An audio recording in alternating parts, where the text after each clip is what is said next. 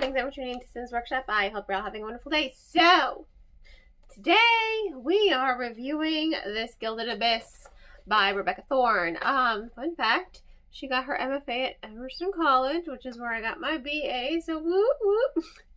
Yeah, I actually read the acknowledgments for once. I usually don't. So, this is kind of a almost 20,000 Leagues meets Under the Sea meets 28 Days Later. So that was really fun. And I want to say loosely 20,000 Leagues Under the Sea. You know, it follows Sergeant Nix Mar. I actually wrote her last name in my notes. Look at that. Look at me being productive.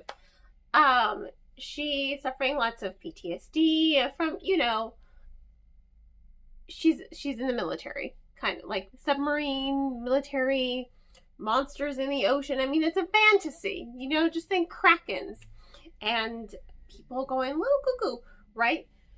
So, and you know, she has massive survivor's guilt, right? Because one of her nearest and dearest died trying to save her, except, you know, she didn't need saving because she was already on land.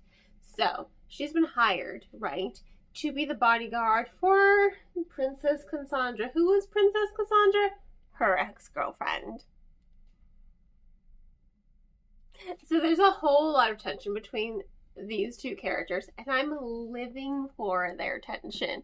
They're kind of enemies to lovers in a way. They hate each other, but they love each other. Then a little toxic, for sure, a little toxic.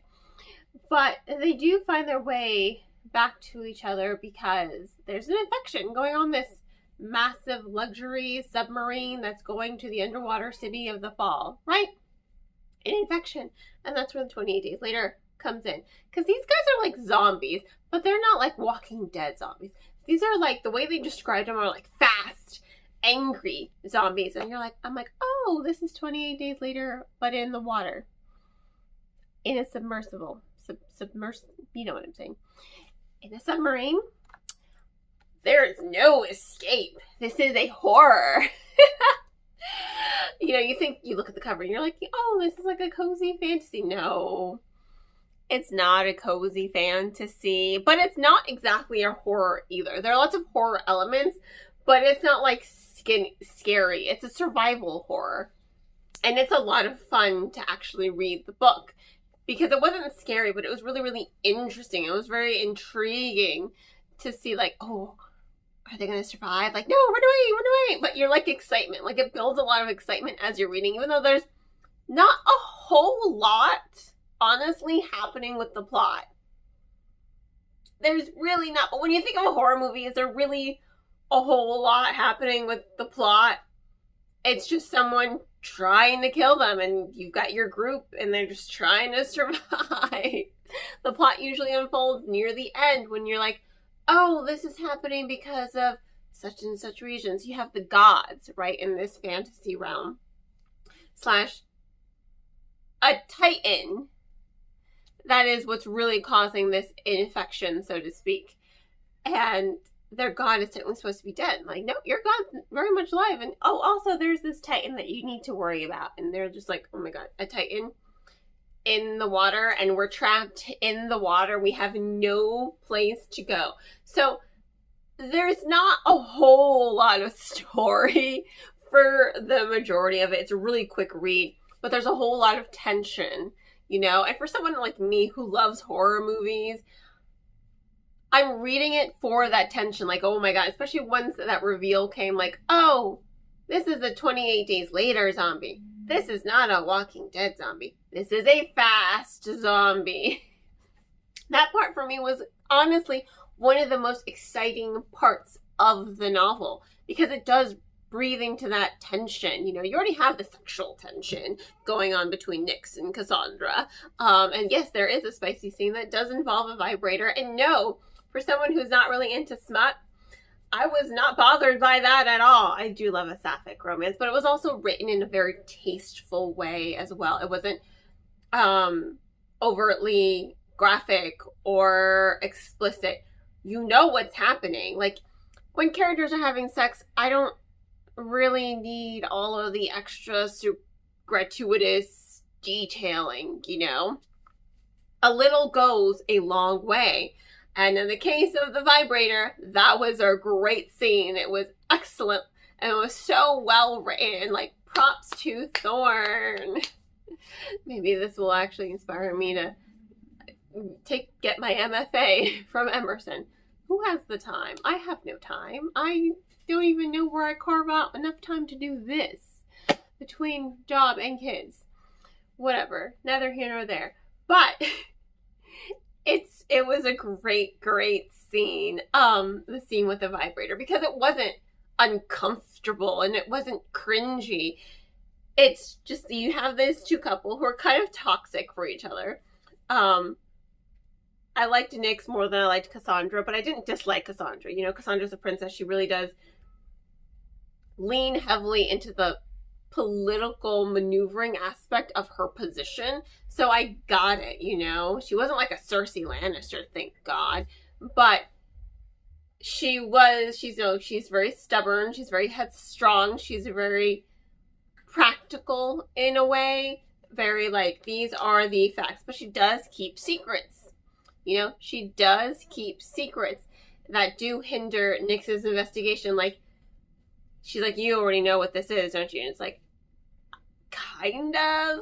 I have an idea. That's Cassandra's usual response. And Nyx is like, give me the information. So you really side with Nyx more often than you side with Cassandra. But their tension in the book is stellar. It is stellar. And it's one of the other driving forces of the book. You know, so when you have all that sexual tension and you have this horror survival movie aspect of the story as well, it really makes for a really quick and easy read. Like, I think I read it in a day. I didn't put it down. I read it in, 2 days. I couldn't put it down. It was really, really good. And it was really, really quick. And you have all that tension that's just driving you into the story. Like, you are seated, you are there. You're just like watching it unfolding in popcorn kind of novel. That's what this is. And I also like the horror aspect as well. I'm a girl who loves slashers. I don't mind the more gruesome they are. A couple of exceptions. But, you know, the gruesomeness doesn't bother me. But this novel as well, if you're someone who doesn't like horror, you're not going to be bothered by it, because it's not, just like with the smut, it's not gratuitous. You know, you see some zombies and they're just kind of there, and you just kind of get the adrenaline rush of like running away while you're reading the book, which is so good. Like, I love how I was able to feel that adrenaline from the characters. But it's not like entrails are all over the place. You know, it's not super horror movie-esque either. So it's not like super spicy, and it's not super horror. It's a nice balance of both of those elements to make this fantasy. And that's what really makes it stand out. Like, it's really unique. I mean, underwater, submarine. God, it really reminded me of the Poseidon Adventure. Oh, ghost ship. Ghost ship, but underwater with zombies. Fast zombies. It was great, honestly.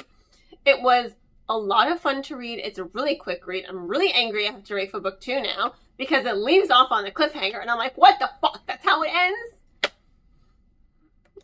Like, duh. Ugh. I mean, just, it was, that cliffhanger. It's not like a terrible cliffhanger, but it's, considering you're like leaving off on all that adrenaline from surviving and uncovering titans and gods and all that fantasy aspect, and you're trapped underwater on your way to an underwater city that could be in danger. If anyone's left alive because of said titan that's kind of unleashing this infection / curse, as I want to call it. Like, what the fuck?